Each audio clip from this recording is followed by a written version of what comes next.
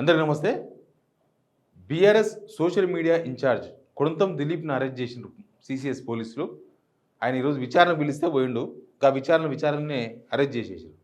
ఏ కేసులు విచారణకు పిలిచారంటే చాలా విచిత్రంగా ఉంటాయి. గవర్నమెంట్ కేసులు చాలా విచిత్రంగా అయిపోయింది గవర్నమెంట్. ఎందుకో 11 నెలలకే 100 ఏళ్ళు నిండిన గవర్నమెంట్ లాగా చేస్తుంది.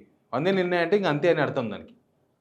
సోషల్ మీడియాలో ఎవరు ప్రశ్నించినా జీర్ణించుకోలేని పరిస్థితికి వచ్చేసిండ్రు.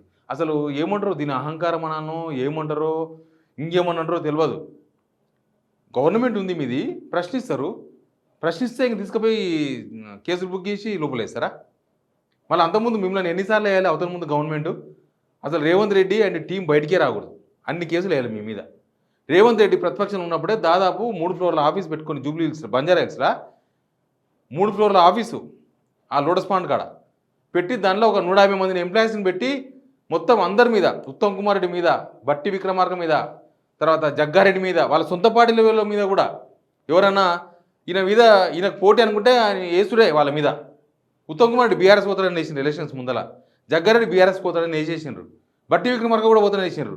వీళ్ళకు రాహుల్ గాంధీ రేపు నాడు వ్యతిరేకిస్తే రాహుల్ గాంధీ కూడా పోయి బీజేపీలో పెడతారని వేస్తారు Revanth Reddy media, social media.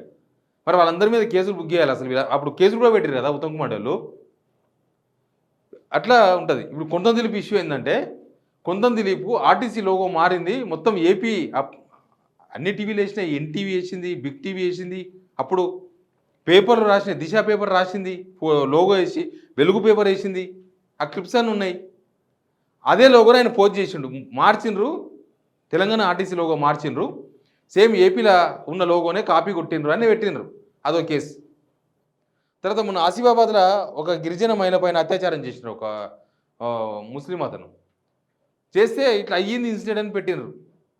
Incident అయ్యిందని పెడితే అయిపోయింది. నువ్వు మొత్తం మత విద్వేషాలు రెచ్చగొట్టే ప్రయత్నం చేసినావు, అదొక కేసు. ఈయన మీద కొంతమంది మీద కేసు పెట్టినారు. దాని మీద విచారణకి అలా పోయిండు సీసీఎస్కు. పోతే అరెస్ట్ చేసిండ్రు. అరెస్ట్ చేసి కోర్టుకు తీసుకుపోయారు. కోర్టు ఆదేశాలు నడుస్తుంది వ్యవహారం. కానీ ఎందుకు అంత సోషల్ మీడియాకు అంత ఎందుకు భయపడాలి? అసలు మీ కాంగ్రెస్ సోషల్ మీడియా ఆఫీసుల మీద కూడా గతంలో పోలీసులు చేసిర్రు, కానీ ఎవరిని అరెస్ట్ చేయలే, ఎవరి మీద కేసులు పెట్టలే. సేమ్ టైం కాంగ్రెస్ సోషల్ మీడియాలో విపరీతంగా పర్సనల్ విషయాలను పెట్టినప్పుడు, పర్సనల్గా ఈ నిక్ నేమ్స్ పెట్టినప్పుడు నిక్ నేమ్స్ పెట్టినప్పుడు అప్పుడు ఇవన్నీ జరిగినాయి. కానీ ఇప్పుడు నిక్ నేమ్స్ ఏం లేవు, అన్ని టీవీల్లో వచ్చేటివి, అన్ని పేపర్లు ఇచ్చే వార్తలను పోస్ట్ చేస్తే అవుట్. తెలుగు స్క్రైబ్ అనే ఒక ట్విట్టర్ హ్యాండిల్ ఉంటుంది. తెలుగు స్క్రైబ్ అనే నిజంగానే హ్యాండిల్ 100కు 100% జనాలలో ఏమనుకుంటున్నారు, జనం ఏం చెప్తున్నారు, జనంలో ఈ ప్రభుత్వం మీద ఒపీనియన్ ఏంది, అసలు ఈ ప్రభుత్వంలో జరుగుతున్న తప్పులు ఏందని చాలా విషయాలను వాళ్ళు ట్విట్టర్ వేదికగా బయట పెడతారు. ట్విట్టర్ వేదిక బయట పెడితే ప్రభుత్వానికి భయం, తెలుగు స్క్రైబ్ని మూసేయాలి. ఇక మనదని కూడా వస్తారు, కొద్దిగా టైం ఉన్నట్టుంది వస్తారు. వాళ్ళకు నిజాలు అనేది చెప్పకూడదు అనమాట. రేవంత్ రెడ్డి వీరుడు, ధీరుడు, శూరుడు అని చెప్తే ఓకే. రేవంత్ రెడ్డి వాసనే రాదు అంటే ఇంకా మంచిది. ఆయన వచ్చినాక 11 నెలలు ఏమన్నా ఒక్కటైనా కరెక్ట్ చేసిండా చెప్పడానికి? నేను ప్రయత్నం చేస్తున్నా రేవంత్ రెడ్డి ఇది బాగా చేసిండు అని చెప్పే ప్రయత్నం చేస్తూనే ఉన్నా, ఆల్రెడీ మూసిలో పడిపోతూనే ఉన్నాడు. నేను హైడ్రా విషయంలో హైడ్రా బాగా తీసుకొచ్చిందని చెప్పి 2 రోజులు కాలేదు అప్పుడు స్టార్టింగ్లో, అప్పుడే కూల్స్కాల్ స్టార్ట్ చేసి మొత్తం పీతి చేసింది దాన్ని. మరి జనం మాట్లాడేదాన్ని చూపించాలి కదా అందరూ. నువ్వు మూసి ఇల్లు కొలగొడుతుంటే జనం మాట్లాడద్దు, జనం మాట్లాడితే చూపిస్తే కక్ష కడతారు. తెలుగు స్క్రైబ్ మీద అదే కక్ష. ఆ తెలుగు స్క్రైబ్లో పనిచేసే ఒక పిల్లగాడు ఉంటాడు గౌతమ్ అని, ఆ పిల్లాన్ని తీసుకుపోయి లోపలేసిండ్రు కొన్ని రోజులు. ఏమైంది, బెయిల్ వస్తుంది, ఇవ్వలేకపోతే రేపు బెయిల్ వస్తాయి, చట్టాలు న్యాయాలు అన్నీ ఉంటాయి కదా. రేవంత్ రెడ్డి జడ్జి అయితే ఎవరికి బెయిల్ ఇయ్యాడు. ఆయన నువ్వు ఒగినోనికే తెలంగాణలో ఉండాలి, లేకపోతే తీసుకుపోయి ఇంకా అట్లే చెల్లపల్లి జైలును చెంచలపూడి జైలును మగ్గిపోవాలి, నన్ను పోయే వరకు, నా గురించి తెలుసుకునే వరకు వాళ్ళని వదలొద్దని ఆర్డర్ ఇస్తున్నాయి ఈయన జడ్జి అయితే. అసలు ఇప్పుడు రేవంత్ రెడ్డి సోషల్ మీడియా ఇప్పుడు ఏం నడుస్తుంది తెలుసా? ఇప్పుడు 300 మందితో నడుస్తుంది. అంతకుముందు ప్రైవేట్ 150 ఆయన ప్రతిపక్షం ఉన్నప్పుడు, ఇప్పుడు 300 మందిని పెట్టాడు. 300 మంది రేవంత్ రెడ్డి సపరేట్గా సోషల్ మీడియా పెట్టుకున్నాడు. అది కాంగ్రెస్ పార్టీ కోసం పనిచేయదు, అప్పుడప్పుడు అందరిని వేస్తుంటారు వాళ్ళు రేవంత్ రెడ్డి కోసం మాత్రం పనిచేస్తారు. నారా లోకేష్ కూడా దానినే పనిచేస్తారు. ఆ 300 మంది ఉన్న బిల్డింగ్లోనే ఇంకొక ఫ్లోర్ ఏమో తీసుకొని నారా లోకేష్ సోషల్ మీడియా కూడా దానినే నడుస్తుంది మాదాపూర్లో.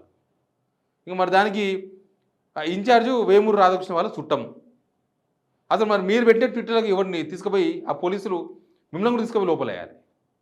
అసలు ఈడ ఒక్కదన కాదు, తెలంగాణ వ్యాప్తంగా కూడా ఎవరిని ఎమ్మెల్యేని ప్రశ్నిస్తే తీసుకుపోయి లోపలేసలే. తెలుగు స్క్రైబ్ వాళ్ళు నిజాలు బయట పెడితే వీళ్ళకు కళ్ళు చక్కెర వస్తుంది. వీళ్ళకి రోజు చక్కరే, రోజు తెలుగు స్క్రైబర్ హ్యాండిల్ మీదే ఉంటారు. అదేందో వాళ్ళకి అర్థం కాని విషయము. ఎవడైనా సరే ప్రతిపక్షం ఉన్నప్పుడు లేకపోతే సోషల్ మీడియాలో చెప్తే సరిదిద్దుకోండి, తప్పు అది కాదు. వీళ్ళు చేసేది కరెక్ట్ అనమాట. వీళ్ళకు అది పిల్లి కన్ను మూసుకొని పాలు తాగింది అన్నట్టు వీళ్ళు రోజు అదే పని. రోజు కన్ను మూసుకోవాలి, పాలు తాగాలి. ఎవడని చూసి నువ్వు పాలు తాగినావంటే నేను తాగలేదు, తాగినావంటే జైలు వేయాలి తీసుకుపోయి. కాన్స్టిట్యున్సీలో కూడా ఎమ్మెల్యేల దౌర్జన్యం ఇట్లే అయిపోయింది. ఎమ్మెల్యేని మనం ప్రశ్నిస్తే మొన్న పాలకుర్తిలో ఒక లంబాడ పిల్లగాడు ఏమైంది మీ 6 గంటల గురించి అని అడిగితే ఆ ప్లాన్ పోలీసుని తీసుకుపోయి 3rd డిగ్రీ ప్రయోగించారు. అది ఒక్క కేసు కాదు, చాలా సోషల్ మీడియాలో పోస్టులు పెడితే చాలు చాలామంది జనాలు, అది కాంగ్రెస్ కార్యకర్త అయినా సరే రేవంత్ రెడ్డికి కనుక వ్యక్తిగతంగానో లేకపోతే రేవంత్ రెడ్డికి పాలన మీదనో ఎవరైనా క్వశ్చన్ చేస్తే లేకపోతే ఏమైనా వాస్తవం పెడితే వాళ్ళని తీసుకుపోయి జైలు వేయాలి. ఈ అరాచకం నడుస్తుంది. ఇది అహంకారమా, అరాచకమా, ఇంకేమన్నా ప్రజలు సమాధానం చెప్పాలి దీనికి. వీళ్ళకు 11 నెలలకే అంత అసహనం ఎందుకు? మీకు 11 నెలలకి అంత అజీర్తి ఎందుకు? అంత తట్టుకోలేకపోతుర్రా? లేకపోతే లేక అధికారం వచ్చిందని చెప్పేసి ఏమన్నా వేరే అవుతుండ్రా? ఏమవుతుండ్రో మీకు మొత్తం ఖరాబ్ అయినట్టుంది. మీరు ప్రశ్నించే గొంతనే కదా మల్కాజ్గిరిలో పోయి పోటీ చేసి గెలిస్తే రేవంత్ రెడ్డి గారు. మరి మిగతా ప్రశ్నించే గొంతులు ఉండొద్దు. నువ్వు ఒక్కనివే ప్రశ్నించే గొంతు, నువ్వు ఒక్కనివే అన్నం తింటావు, మిగతా వాళ్ళంతా గడ్డి తింటున్నారా? అంటే నువ్వు ప్రశ్నించే గొంతు తినో ప్రజాస్వామ్యం. వేరే వాళ్ళు ప్రశ్నిస్తే మాత్రం వాళ్ళు ప్రజాస్వామ్యం కాదు, వాళ్ళు మీ రాజ్యానికి ఎదురొస్తున్నట్టు లెక్కన. మీరు నడిపే సోషల్ మీడియా ఏంది, మీరు బతికేంది, మీ జీవితం ఏంది? మీరు గెలిచిందే సోషల్ మీడియా కదా. మీరు అందరు జనాలను తప్పుదో పట్టించిందే మీరు కదా. 6 గ్యారెంటీలు పెడుతున్న సోషల్ మీడియాలో. ఇప్పుడు సోషల్ మీడియా అంటే గిట్టదు. మొన్న అంటలేడా యూట్యూబర్లు గొట్టాలని? మరి అంతకుముందు ఆ గొట్టాలు గుర్తురాలేదా? ఎట్లా అంటే అంత గొట్టంగాల భాష మాట్లాడతారు. గొట్టంగాలు పొద్దుగాలు వేస్తే గొట్టాల మీదే ఆధారపడి ఉంటారు. మళ్ళీ ఈయననే దిలీప్ రెడ్డి, ఈయనను అరెస్ట్ చేసిండ్రు. ఈయన పొద్దుగాల సీసీఎస్ పోతున్న వీడియో ఇది తీసిర్రు. వీళ్ళే ఎవరో తీసిర్రు. సీసీఎస్కి పోయిన మనిషిని అట్లే ఎత్తుకుపోయినారు. ఇంకొకటి ఉంది, అది ఒక పిల్లగాడు, ఆయనని పిల్లగాడు అనే అనాలి, ఎందుకంటే బ్రెయిన్ పెరగాలి ఆయనకి. ఈయన పిల్లగాడు సామరామోనుడు అని ఒక పిల్లగాడు ఉంటాడు. పిల్లగాని బుద్ధి అంటే ఎట్లుంటుంది కదా, ఏజ్ పెరగకపోతే గేజ్ పెరగకపోతే బుర్ర పెరగకపోతే గట్లే ఉంటుంది పిల్లగాడు అంటారు. ఈ పిల్లగాడు ఏం మాట్లాడుతుంది గాంధీ భవన్ ఈరోజు. వినండి ఒకసారి, ఎంత ముదిరిపోయినరు, ఎంత బలిసిపోయారు.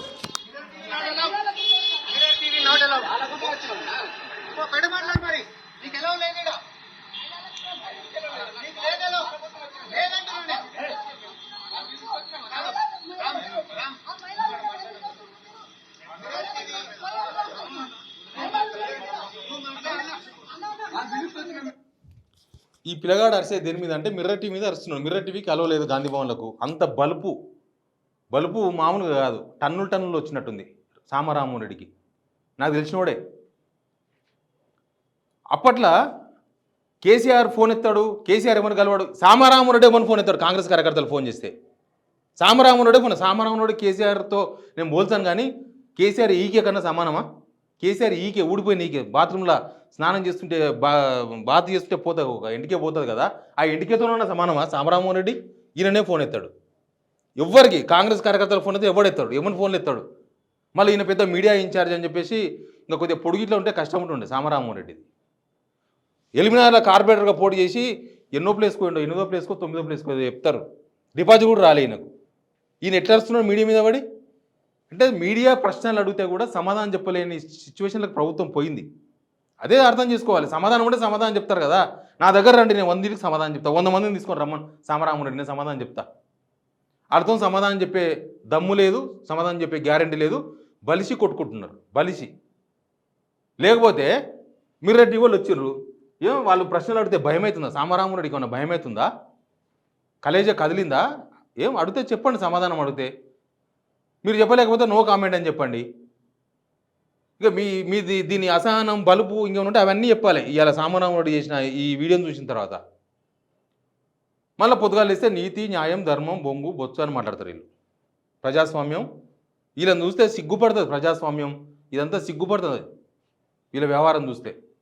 గాంధీభవన్ వీళ్ళ అయ్యే సొత్తా, గాంధీభవన్ వీళ్ళ అయ్యే సొత్తా, అది గాంధీ ట్రస్ట్. ఆడి రావద్దంట, బ్యాన్ చేసినట్టు ఈయన. ఈ మొగాయన సామరాముడు అంత ఆయన బ్యాన్ చేసిండట. కరెక్ట్ ప్రశ్నలకు సమాధానం కూడా చెప్పడానికి చేత కాదు సామరామరెడ్డికి. సామరామరెడ్డి అట్లా మాట్లాడుతున్నాడు. ఇంక సామరామరెడ్డి గురించి ఎందుకు, ఆయన పిల్లగాడు, చిన్న పిల్లగాడు, బుర్ర ఎదగని పిల్లగాడు, ఇంకా దిమాగ్ ఎదగలే. దిమాగ్ ఎదిగే వరకు వాళ్ళ గవర్నమెంట్ ఉండదు ఆయనకు కూడా తెలియదు. ఆ ఉత్త మీడియా కమిటీ మీడియాకు గాంధీ భవన్లో ఇస్తేనే అంత ఎగురుతున్నాడు. ఇంకా వేరే ఇట్లా ఇస్తే నాకు తెలిసి ఉండడు, భూమి మీద అయితే ఉండడు, ఇంక పైకి వెళ్ళిపోతాడు అనుకుంటా, ఆకాశానికి ఎగిరిపోతాడు. అట్లున్నది ఆయన కథ. ప్రభుత్వం ఎందుకు ఇదంతా జరుగుతుంది? సోషల్ మీడియాలో క్వశ్చన్ చేస్తే, లేకపోతే గాంధీ భవన్ ఎవరైనా మాట్లాడితే ఎందుకు ఇంత ఆసానం వస్తుంది కాంగ్రెస్లో అంటే వాళ్ళకి అర్థమైంది. 11 మంత్స్కే 100 ఏళ్ళు నిండినాయి. 100 ఏళ్ళు నిండి ఇంకా ఏమవుతుంది, 100 ఏళ్ళు నిండాక జరిగేది జరుగుతుంది. అట్లా అయిపోయింది వాళ్ళ పరిస్థితి. వాళ్ళు ఏం చెప్పుకోవాలో కూడా తెలుస్తలేదు. 11 మంత్స్లో చెప్పుకోనికి ఏం లేకపోతే ఇట్లా చేస్తారు. చెప్పుకునే ఏమైనా ఉంటే చెప్పుకుంటారు. దీనికి జనం గమనించాలి, జనమే వీళ్ళకు క్వశ్చన్ చేయాలి. జనాన్ని కూడా అంతే, ఎవడన్నా మంత్రిలో ఎమ్మెల్యే పోయినప్పుడు ఏమన్నా ప్రశ్నిస్తే వాళ్ళని పోలీసులు గుంజుకపోతారు, అరెస్ట్ చేస్తున్నారు వాళ్ళని తీసుకుపోయి. ఈ ప్రజాస్వామ్యంలో వీళ్ళు ప్రజాస్వామ్య ప్రేమికులు, ప్రజాస్వామ్యాన్ని కాపాడదామని వీళ్ళు మార్పు అనే పేరుతో తీసుకొచ్చిండ్రు. మొన్న పీసీసీ ప్రెసిడెంట్ చెప్తున్నాడు, మార్పు అంటే జనం ఓటేసిండ్రు, మళ్ళీ మూసికాడ మొత్తం కొలగొట్టి మార్పు చూపించాలి కదా మేమంటున్నాడు. మీరు మొత్తం అన్నీ తీపించుకొని ఆపరేషన్లు చేస్తారంట, మార్పు అంట కదా, మీరు అందరూ అవన్నీ మొత్తం కోపించుకొని మొత్తం మార్పు ఎందుకు ఎవడొద్దు అన్నాడు. జనాలు ఏమి వద్దన్నారు మిమ్మల్ని. మార్పు అంటే మంచి వైపు మార్పు, అంతేగాని ఇంత దుర్మార్గం వైపు, లేకపోతే ఇంత నీచం వైపు, ఇంత బల్బు వైపు పోతే మార్పు అన్నారు దాన్ని. తెలంగాణ జనం వీళ్ళకు బుద్ధి చెప్పాలి ఖచ్చితంగా. ఎందుకంటే ప్రశ్నిస్తే సహించలేకపోతున్నారు, ప్రశ్నిస్తే మాట్లాడలేకపోతున్నారు, ప్రశ్నిస్తే ఓపిక లేదు, నశించిపోయింది. 11 మంత్స్కే మొత్తం నరాలన్నీ బిగుసుకపోయినాయి కాంగ్రెస్ వాళ్ళకి. అందుకే ఇట్లాంటి దుర్మార్గ పనులు చేస్తున్నారు వీళ్ళు. కొంత దిలీప్ను అరెస్ట్ చేస్తారు, రేపనాడు ఇంకెవరెవరిని అరెస్ట్ చేస్తారో. చాలామంది ప్రశ్నించే వాళ్ళని చాలామంది అరెస్ట్ చేసి తీసుకుపోయి లోపల పడి, మొన్ననే కదా మన వైఆర్టీవీ పిల్లగాడు రంజిత్ని తీసుకుపోయి లోపల పడేసిండ్రు. ఇంకా జైలు పోలే, బెయిల్ వచ్చింది. రంజిత్ చేసిన తప్పేం లేదు నిజానికి. రంజిత్ కూడా క్వశ్చన్ చేసిండు. క్వశ్చన్ చేస్తే చాలు వీళ్ళకు అసలు మొత్తం బేహూష్ అయిపోయినారు వీళ్ళు. క్వశ్చన్ చేస్తే సమాధానం చెప్పే పరిస్థితి లేకుండా పోయింది 11 మంత్స్కే ఈ గవర్నమెంట్లో. అందుకే ఇట్లాంటివన్నీ జరుగుతున్నాయి. Please subscribe signal TV.